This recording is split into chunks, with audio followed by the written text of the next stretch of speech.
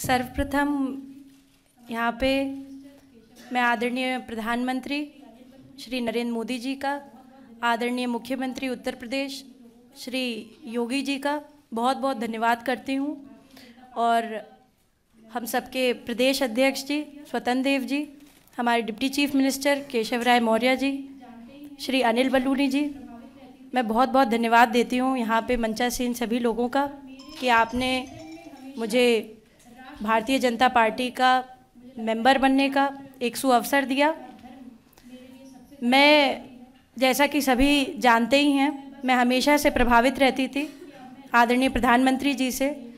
और मेरे चिंतन में हमेशा राष्ट्र सबसे पहले है। मुझे लगता है कि राष्ट्र का धर्म मेरे लिए सबसे ज़्यादा ज़रूरी है, और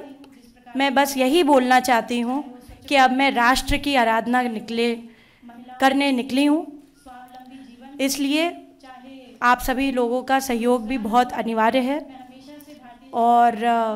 मैं बहुत हमेशा से प्रभावित रहती हूँ जिस प्रकार की कार्यशैली है, चाहे वो स्वच्छ भारत मिशन हो, चाहे वो महिलाओं के लिए स्वावलंबी जीवन हो, चाहे वो रोज़गार हो। मैं हमेशा से भारतीय जनता पार्टी की स्कीम से हमेशा से बहुत प्रभावित रहती हूँ, और यही कहूँगी कि जो भी कर सकूँगी अपनी क्षमता से करूँगी।